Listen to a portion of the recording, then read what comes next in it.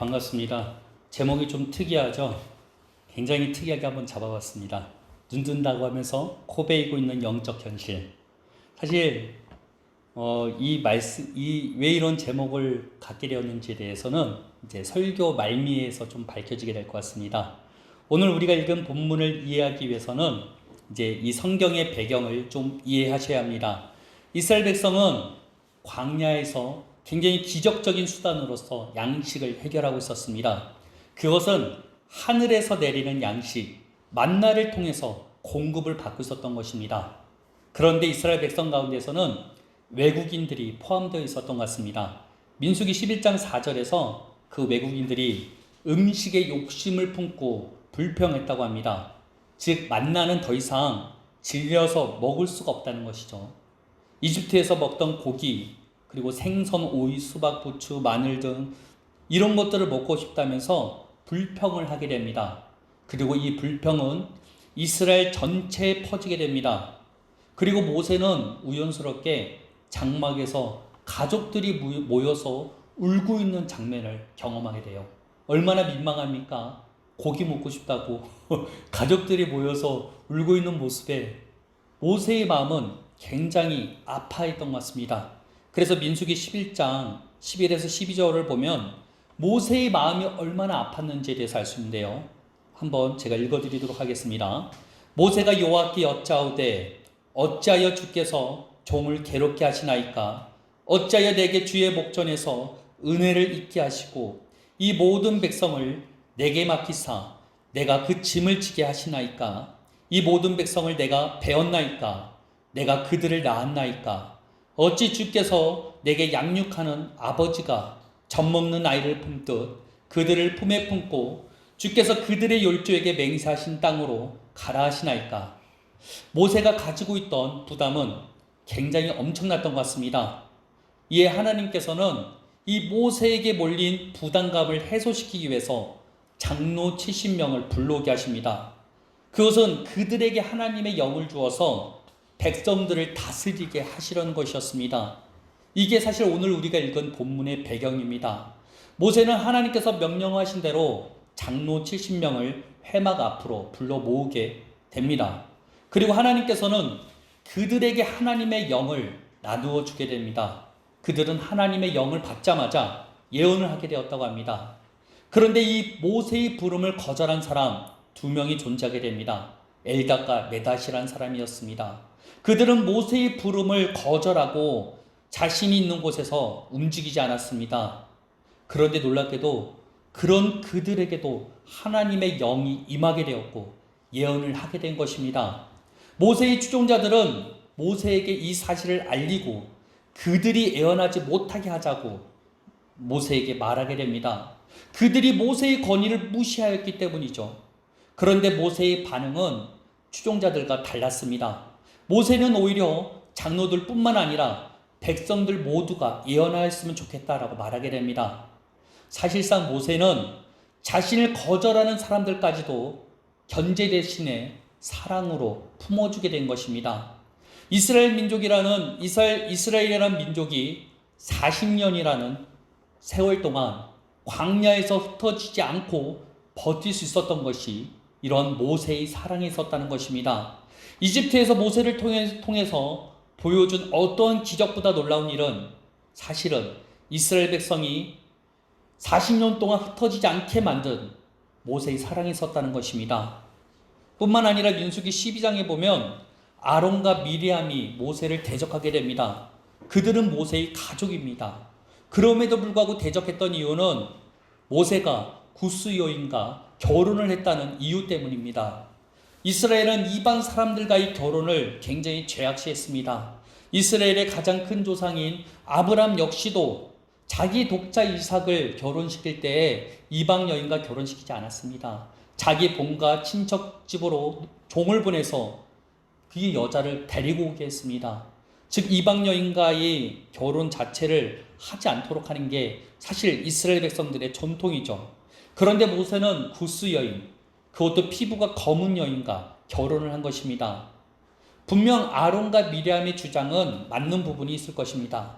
그러나 하나님께서는 아론과 미리암의 편이 아니라 모세의 편을 들어주시게 됩니다. 하나님께서 친히 영광 가운데 임재하셔서 아론과 미리암을 책망하시고는 미리암은 바로 문둥병에 걸리게 됩니다. 솔직히 저희 같았으면 아무리 가족이라 할지라도 나를 반역하고 나를 미워하고 나를 질책하는 자에게 축복이 나오기가 쉽지 않겠죠. 그러나 모세는 미리암이 문둥병에 걸렸을 때 그녀를 위해 하나님께 부르짖어 기도하였다고 합니다. 모세는 사랑의 사람이었죠. 모세의 사랑은 그의 가족과 이스라엘 지도부를 굳건하게 만들었습니다. 하나님 나라가 세워지는데 가장 기초가 되는 것은 사실은 사랑이라는 것입니다. 원래 그동안 우리는 모세의 이미지를 어떻게 생각했습니까? 사실 굉장히 다혈적인 이미지로 생각을 많이 해왔습니다. 왜냐하면 그가 하나님을 만나기 전에 이집트인들을 때려 죽인 일도 있었고, 시내산에서 하나님께서 직접 써주신 두들비를 직접 던져서 깨트린 사건도 있었습니다. 뿐만 아니죠. 반석을 2번 친 사건은 모세가 얼마나 다혈질적인 사람인지를 보여줍니다. 그런데 우리는 잘 생각해 보셔야 돼요. 그 외에 이스라엘 백성을 40년이나 시간 동안 모세는 다스렸는데 그 외에는 이스라엘 백성에게 직접적으로 화를 낸 부분이 없어요. 성경은 이 모세를 평가하기를 지상에서 가장 겸손한 사람이라고 평가를 합니다. 겸손은 히브리어로 아나브라고 하는데 이거는 겸손뿐만 아니라 온유하다는 표현도 그 의미도 갖고 있습니다. 즉 모세는 지상에서 가장 온유한 마음을 가지고 있는 사람이었다는 것입니다. 그는 사랑으로 이스라엘이라는 강팍한 말을 듣지도 않는 백성들을 40년 동안이나 이끈 놀라운 하나님의 사랑이라는 것입니다. 이와 같이 모세의 삶을 통해서 보건대 사랑은 하나님 나라를 세우는데 가장 기초입니다. 에베소서 5장 22절에서 25절에서는 그리스도와 교회의 관계를 통해서 가정을 이루는 남자와 여자의 의무에 대해서 다룹니다. 이 부분을 한번 같이 읽어봤으면 좋겠습니다. 우리 함께 읽어볼게요. 있죠? 아내들이여 자기 남편에게 복종하기를 죽게 하듯 하라. 이는 남편이 아내의 머리됨이 그리스도께서 교회의 머리됨과 같음이니 그가 바로 몸의 구주시라. 그러므로 교회가 그리스도에게 하듯 아내들도 범사에 자기 남편에게 복종할지니라. 남편들아 아내 사랑하기를 그리스도께서 교회를 사랑하시고 그 교회를 위하여 자신을 주신같이 하라. 예수님께서는 십자가를 통해서 자신의 사랑을 보여주셨고 교회는 그 사랑으로 인해서 예수님께 복종하는 관계가 되었습니다. 예수님의 사랑은 교회가 자신의 의무인 복종을 거절할 명분 자체를 만들어주지 않았습니다. 예수님의 사랑에 교회는 당연히 복종으로 화답할 수밖에 없었다는 것이죠. 그렇게 예수님의 십자가 사랑을 통한 사랑은 하나님 나라의 가장 기초가 됩니다. 하나님의 나라는 죽게 되면 가는 나라라고 생각하시면 안 돼요. 하나님의 통치와 다스림이 하나님의 나라라는 것입니다. 하나님의 통치가 가능한 이유는 예수님의 사랑이 기초가 되었기 때문입니다. 어느 누가 예수님께 복종하는 걸 거절할 수 있겠습니까? 그 사랑을 아는데 그분이 나를 위해 피 흘리시고 나를 위해 죽으신 그 사랑을 알고 있는데 그분이 복종하라는데 복종 안 할 수 있는 사람이 있을까요? 결코 없다는 것입니다. 하나님 나라의 기초는 그렇기 때문에 사랑에 있다는 것입니다. 그렇게 우리에게 있어서 가장 먼저 준비되어야 되는 것은 하나님 나라의 확장을 기도하는 것보다 먼저 내 자신 안에 그리스도의 사랑을 위해서 기도해야 된다는 것입니다. 그렇게 가정을 세울 때 남편에게 요구되는 것이 사랑이었습니다. 그냥 사랑이 아니에요. 에베소서 5장 25절 말씀과 같이 아내 사랑하기를 그리스도께서 교회를 사랑하시고 교회를 위하여 자신을 주신같이 하라라고 말하고 있습니다. 즉 그리스도의 사랑이 남편 안에 나와야 가정 안에 하나님의 통치와 다스림이 가능해지게 된다는 것입니다. 하나님 나라의 기초는 사랑에 있습니다. 하나님 나라를 우리 각자의 영역에 확장되기 원하는 사람은 반드시 그리스도의 사랑을 소유해야 된다는 것입니다. 그런데 이 사랑은 절대 인간적인 사랑이 될 수가 없어요. 그냥 아픈 사람 보면 마음 아파하고 이 정도 수준의 사랑을 요구하시는 게 아니라는 것입니다. 그렇게 고린도전서 13장 3절에는 이와 같이 말하고 있습니다. 제가 읽어드리겠습니다. 내가 내게 있는 모든 것으로 구제하고 또 내 몸을 불사르게 내어줄지라도 사랑이 없으면 내게 아무 유익이 없느니라. 내가 가지고 있는 모든 것으로 구제하고 자기 자신을 희생한다는 것은 엄청난 사랑입니다. 사랑이 할 수 있는 최고 사랑의 표현이 사실은 자신의 목숨을 거는 거예요. 세상에서는 이러한 사람을 성자와 같이 취급을 합니다. 그러나 주님 앞에서는 아니라는 것이에요. 성경에선 저런 행동을 사랑이 없으면 아무 유익이 없다고 말해버립니다. 그렇다면 성경이 요구하는 사랑은 무엇일까요? 어떠한 사랑이 하나님 나라의 기초가 되는 사랑일까요? 그것의 힌트는 갈라디아서 2장 20절에 있다는 것입니다. 제가 읽어드리겠습니다. 내가 그리스도와 함께 십자가에 못 박혔나니 그런즉 이제는 내가 사는 것이 아니요 오직 내 안에 그리스도께서 사시는 것이라. 이제 내가 육체 가운데 사는 것은 나를 사랑하사 나를 위하여 자기 자신을 버리신 하나님의 아들을 믿는 믿음 안에 사는 것이라. 성경이 요구하는 사랑은 내 안에서 그리스도가 나타나시게 할 때 이루어지게 되는 것입니다. 그리스도만이 온전한 사랑을 가지고 계세요. 우리 안에는 사랑이 없습니다. 오직 그리스도의 사랑만이 하나님 나라의 기초가 된다는 것입니다. 그렇기에 자기를 부인하고 주님의 말씀으로 나를 다스릴 수 있도록, 주님의 말씀으로 나를 주장할 수 있도록 해야 된다는 것입니다. 여러분, 자기 부인은 꼭 참는 게 아니에요. 화가 나는 일이 있어도 오늘은 참는다 하면서 여기다가 착하게 살자, 이런 문신 쓰면서 오늘도 참는다, 이게 자기 부인이 아니라는 것입니다. 자기가 그리스도로 말미암아 죽었음을 믿고 그 사실을 알기에 내 모든 것을 부인하고 내 안에 하나님의 말씀만 남도록 하는 게 진짜 실제적인 자기 부인이라는 것입니다. 그것이 실제적인 그리스도 안에 들어가는 거예요. 내 안에 어떠한 것도 남기지 않고 주님의 말씀이 나를 주장할 때 그때부터 우리 안에는 새로운 의식이 시작되는 것입니다. 새로운 피조물로서 살아갈 수 있는 그 밑바탕이 이 그리스도 안에 들어가는 것을 훈련하고 배울 때 이루어진다는 것입니다. 정말로 영적인 천재, 소수의 사람들은 이 말씀을 듣기만 하면 바로 들어가는 사람들이 있어요.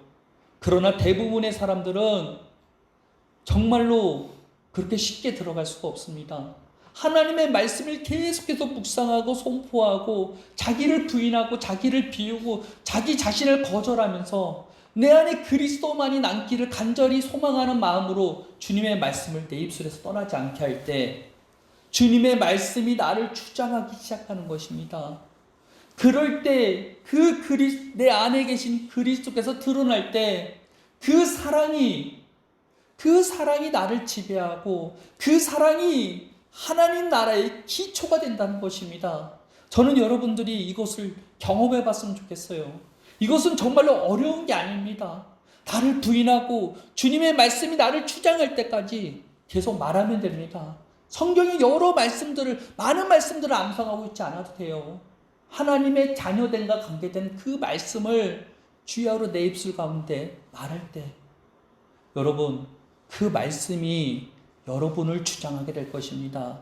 연약하고 나약한 나, 부족한 나, 맨날 죄짓고 있는 나가 아니라 그리스도 안에 있는 내가 주장되어지기 시작한다는 것입니다.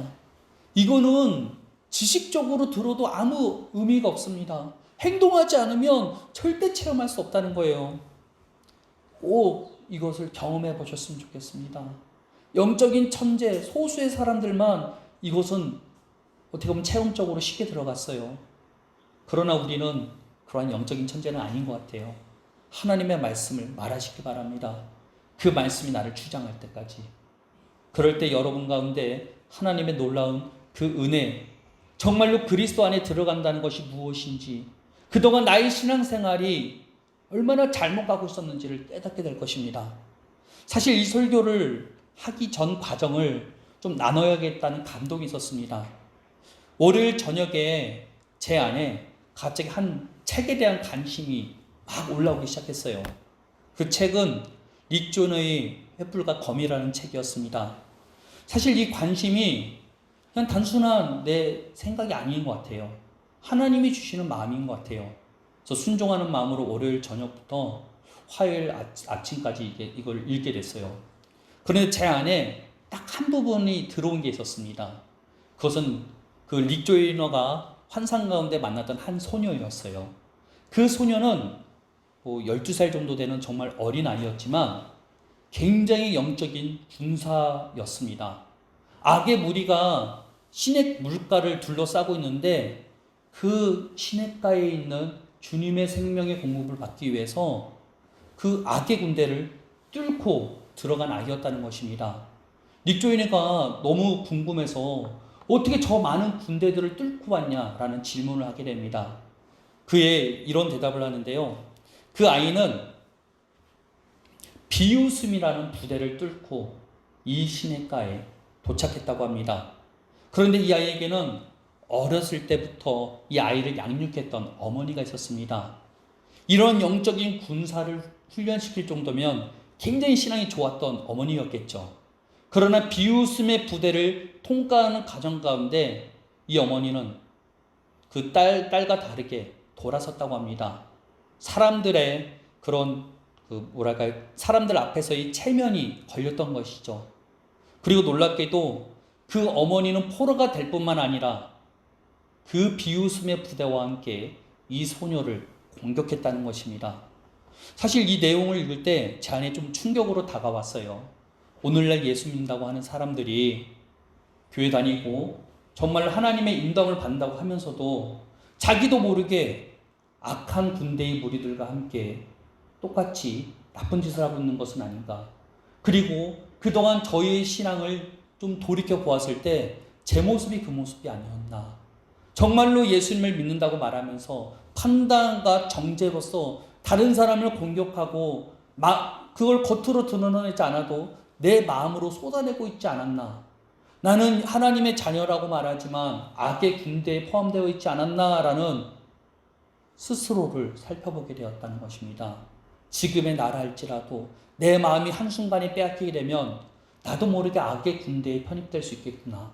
나도 모르게 악의 군대에서 하나님이 아니라 마귀의 일을 할 수도 있겠구나라는 생각에 사실 충격을 받고 있었습니다. 그런데 전화가 오는 거예요. 저희 아버지한테. 그리고 대뜸 저보고 야, 하나님께서 너 사랑과 관련된 설교를 하게 될 것 같은데? 라는 말을 하는 거예요. 사실 당황스러웠어요. 왜냐면 저는 주제 설교를 해본 적이 없어요. 항상 그 준비된 본문 안에서 그걸 계속해서 반복해서 읽다가 감동되는 말씀을 붙잡고 거기에서 설교를 시작합니다. 그래서 일단 알겠다고, 동의는 되지 않아도 일단 알겠다고 하면서 사실 말씀을 읽기 시작했어요. 민수기 말씀이었는데요. 놀랍게도 그 민수기 말씀 하면 우리는 솔직히 사랑에 대해서 생각해 본 적 있나요? 항상 인구수 세고 막 이스라엘 백성 혼나고 책망당하고 이런 것만 생각되는데 사실 민수기 말씀 가운데서 갑자기 모세의 사랑이 보여주게 시작된 것이었습니다. 하나님의 명령에 따라 70장로를 불렀는데 자신의 권위를 인정하지 않는 엘닷과 메닷, 그들이 하나님의 영을 받고 예언하는 모습을 보고 우리 같았으면 어떻게 행동했을까요? 그들을 거절하고 그들을 배제시키려고 했겠죠. 그러나 모세는 그들을 포용하는 모습을 보여줍니다. 그러면서 제 안에 막 깨달아지는 것이 있는데 에베소서 5장에 있던 그 예수 그리스도와 교회의 관계를 통해서 가정의 질서를 세우려는 그 말씀이 하나님 나라의 기초구나. 하나님 나라의 기초는 사랑이구나라는 게 깨달아지면서 정말로 이 사랑은 인간적인 사랑이 아니다. 자기 몸을 불태울지라도 아무리 인간이 할 수 있는 최고의 사랑을 보여줄지라도 성경은 사람이 없으면이라고 말하고 있는데 그 사랑은 오직 그리스도로부터 나는구나라는 것이 순식간에 깨달아졌습니다. 신기하죠? 저는 주제 설교를 하지도 않고 본문 자체를 알고 있지 못했어요. 근데 실제로 사랑이라는 주제의 말씀이 내 안에 들어온 거예요. 참 신기했습니다. 그러면서 기뻐하고 있는데 그날 점심부터 제 몸이 굉장히 아파오기 시작했습니다. 정신을 차릴 수가 없었어요. 그래서 그 다음날 거의 거의 오후까지 아팠는데 제가 이제 몸이 안 좋으니까 아버지께 이제 기도를 부탁을 했어요. 근데 그 다음날 이제 오후에 전화가 오는 거예요. 야, 군대가 너를 둘러싸고 있더라. 군대 귀신들이 너를 공격하고 있더라라고 말씀하시는 거예요. 그러면서 거기에 대해서 승리를 말씀하시는데 굉장히 기뻐하시더라고요. 야, 이제 일단백이 아니라 일단 천도 이길 수 있겠어. 막 하면서 누구한테 오는 거야? 저한테 오는 걸 자기가 싸우는 거니까 고생은 내가 하고 하겠다는 거 아니에요. 그래서 참 웃었는데 이 사랑이라는 말씀, 하나님 나라의 기초가 사랑이라는 거, 그리고 그 사랑이 사람으로서 해낼 수 없는 사랑, 그리스도의 사랑이 아니면 하나님 나라의 기초가 될 수 없다는 이 사랑이라는 말씀이 얼마나 중요했으면 사탄들은 귀신같이 알고 저를 누르었을까요?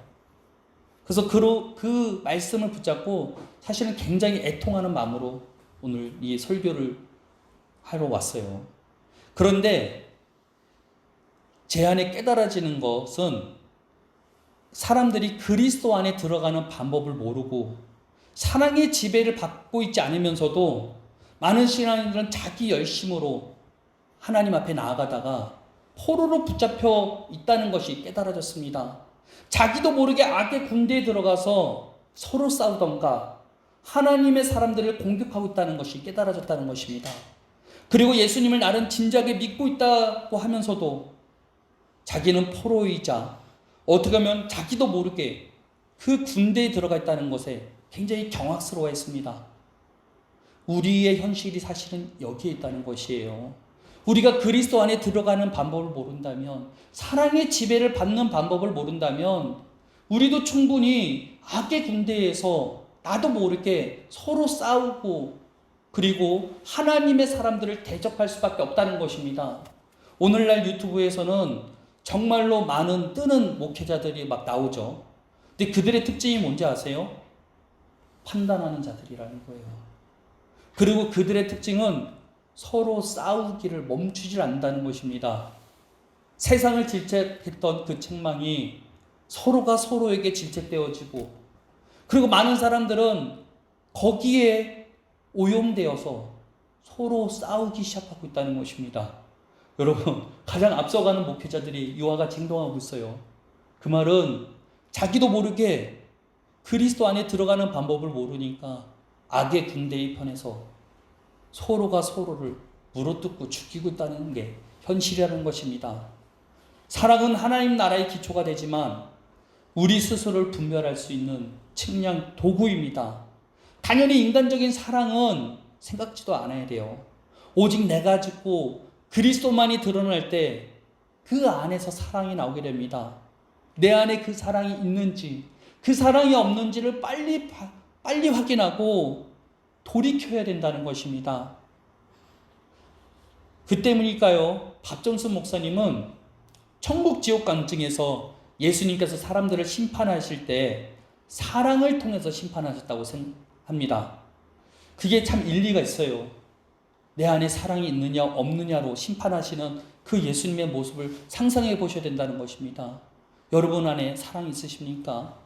사랑이 있다고 하면서 사탄의 지배를 받고 있다면, 정죄하고 판단 가운데 늘 빠져 있고 내 안에 분노가 있는데 이 분노를 하루가 지나도록 해결하지 못하고 있다는 건 사실상 사랑의 지배가 아니라 사탄의 지배를 받고 있다는 것입니다. 교회에 와서 거룩한 모습을 보이고 신앙의 열정 있는 모습을 보인다 할지라도, 세상을 대적하고 하나님의 영광을 돌린다고 주장한다 할지라도 나도 모르게 마귀의 졸개가 되어 있는 게 현실이라는 것입니다. 안다고 하면서 사실상 눈 뜨면서도 코베인지도 모르는 상황이 실제 지금의 영적 현실이라는 것을 깨달으셔야 합니다. 저라고 다를 바가 없어요. 그동안 저 역시도 그런 자였습니다. 저는 판단이 분별이라고 생각했기 때문에 판단하는 걸 서슴없이 했습니다.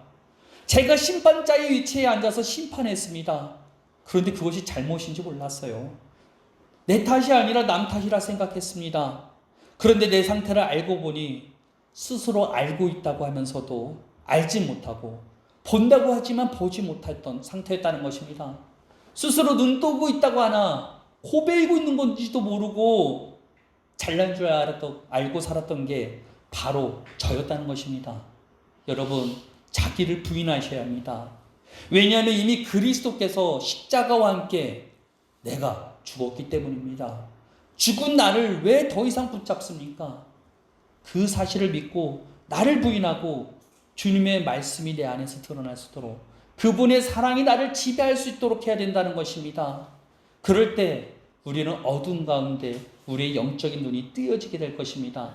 내가 악의 졸개였고 내가 눈뜨지 못한 자였다는 게 거기서 깨닫게 된다는 것입니다. 성경은 분명 우리들에게 달란트를 주었다고 비유를 통해서 말씀하셔요. 그런데 그것은 절대 재능 따위와는 비교가 되지 않는 것이라는 것입니다. 달란트는 예수 그리스도를 통해서 우리에게 주어진 은혜이자 복음입니다. 그렇게 이 달란트를 남기는 방법은 한 가지밖에 없어요. 달란트를 통해서 달란트를 남기는 방법밖에 없다는 것입니다. 그 어떠한 방법으로도 달란트를 남길 수가 없다는 것입니다. 오직 복음만이 우리 안에 하나님의 나라를 확장시킬 수 있습니다. 오직 복음만이 내 안에 하나님의 사랑의 통치가 이루어질 수 있도록 만들 수 있다는 것입니다. 여러분, 달란트를 남기는 자가 되어야 됩니다. 달란트는 오직 달란트로만 남길 수 있다는 거 기억하셔야 됩니다. 그동안 나의 의지, 나의 노력, 내가 회개하고 내가 돌이키면 된다고 생각했지만 그 어떠한 것도 부정하시고 이제는 그리스도의 말씀으로 나를 추정할 수 있는 방법들을 배우셔야 합니다. 성경에서는 바리새인의 의보다 의롭지 않으면 하나님의 나라에 들어갈 수 없다고 했습니다. 즉 내가 아무리 열심히 신앙생활, 교회생활을 한다고 해도 의롭게 될 수 없다는 것입니다. 성경은 마음에 제약된 마음을 품는 것만으로도 우리가 지옥에 갈 수 있다고 경고하고 있어요. 이것은 우리의 노력으로 가능하겠습니까? 우리가 열심히 교회에 앉았다 일어났다 하면서 사도신경 읽고 이런다고 되겠습니까? 하나님의 은혜가 아니면 절대 여기에서 벗어날 수가 없다는 것입니다. 예수 믿고 이제 스스로 노력하는 신앙에서 벗어나 내 안에 사랑 없음을 깨닫고 빠르게 스스로를 파악하고 돌이킬 줄 알아야 됩니다. 내 안에 그리스도만이 드러날 수 있도록 하나님의 말씀을 말하셔야 돼요. 자기를 부인하고 그분의 말씀만이 내 안에 남도록 돌이켜야 된다는 것입니다. 그런데 아직도 미디어 같은 것들을 붙들려 있다면 희망이 없어요. 미디어는 보는 것 자체가 죄는 아닙니다. 그러나 미디어에 중독되는 건 영원한 형벌이 기다리고 있다는 것입니다. 미디어 중독됐는데 그리스도 안에 들어간다? 이건 말도 안 되는 일이에요. 오늘날 너무나 심각합니다. 저 역시 데이비드 차 목사님의 설교를 듣고 미디어를 끊기 위해서 얼마나 노력했는지 모릅니다. 그런데 너무 오랜 시간 동안 미디어에 노출되어 있었기에 이거를 끊는다는 게 쉽지가 않았어요. 그리고 제가 하는 일도 컴퓨터로 일을 하다 보니까 더 빠르게 다시 옛날로 돌아가는 일들이 많았던 거예요. 그래서 제가 작정했던 게 뭐냐면 사이트들을 다 잠근 다음에 제가 중독에 빠지기 싫은 것들 다 잠그고 저희 집사람이 비밀번호를 걸게 만들었어요. 내가 풀지 못하도록. 예전에 우리 예슬이에게 했던 제가 했던 거랑 똑같은 것을 저한테도 적용했죠. 그러고 나니까 내 안에 힘든 마음이 올라오지만 이게 끊어지기 시작하더라고요. 여러분, 혼자 하기 힘들면 주변의 도움을 받아야 됩니다. 서로가 서로를 도와줘야 돼요. 혼자서는 절대 이길 수 없는 게 이 중독이고 미디어의 늪이라는 것입니다. 서로가 서로의 핸드폰과 컴퓨터에 비밀번호를 걸어줘서 서로가 죄짓지 않도록 중독 가운데 빠지지 않도록 해야 된다는 것입니다. 그런데 예수 잘 믿고 있다는 사람들도 정신 차리셔야 돼요. 내 안에 사랑이 없다면 빠르게 스스로를 파악할 줄 알아야 됩니다. 분별하는 이름 안에 누군가를 판단하고 미워하고 있다면, 용서하지 못하고 있다면 이미 마귀의 포로이자 마귀의 졸개 역할밖에 할 수 없다는 것입니다. 돌이키셔야 합니다. 그리스도 안으로. 반드시 우리가 그리스도 안으로 들어갈 때 자기를 부인하고 주님의 말씀이 나를 주장할 때까지 주님의 말씀을 선포하며 내 심령에 뿌릴 때 반드시 열매 맺게 됩니다. 당연한 결과예요. 하나님의 말씀을 계속해서 말하고 내 안에 자기를 부인하면서 그분의 말씀이 나를 주장할 때까지 계속해서 선포할 때 열매는 당연히 맺히게 될 것입니다. 그렇기에 여러분들은 믿는 대로 행동하시길 바랍니다. 여러분 앞에 하나님 나라가 왔어요. 이 앞에 있는 하나님의 나라를 지켜만 보지 마시고 취하시길 바랍니다. 그분의 통치 안으로 들어가시길 바랍니다. 하나님 나라에서 오는 그 사랑과 희락과 화평을 경험하시길 바랍니다. 그분이 주는 그 기쁨과 기쁨의 즐거움을 여러분 취할 수 있습니다. 더 이상 눈 뜬다고 하면서 호배이고 있는 것도 모르는 이 영적 무지에서 벗어나 주님의 사랑 가운데 들어가시기를 예수님의 이름으로 축복합니다. 기도하겠습니다. 하나님, 오늘 어떻게 보면 굉장히 무거운 주제로 말씀을 나누었습니다. 그러나 이 사랑이라는 주제가 정말로 우리에게 필요하다는 것을 깨달았습니다. 우리 안에는 사랑이 없습니다. 오직 주님의 사랑만이 그 하나님의 통치와 다스림을 가능하게 할 수 있습니다. 주님, 저희들을 주님의 사랑으로 매료시켜 주옵소서. 우리가 그 사랑을 알고 자기를 부인하고 오직 그 사랑만이 남도록 기도할 수 있는 우리를 되게 원합니다. 하나님의 말씀이 나를 주장하도록 나를 부인하고 주님의 말씀으로 들어갈 줄 아는 우리를 되게 원합니다. 우리에게 그러한 하나님의 통치와 다스림이 가능해질 수 있도록 주님 은혜를 베풀어 주옵소서. 예수님의 이름으로 기도합니다. 아멘.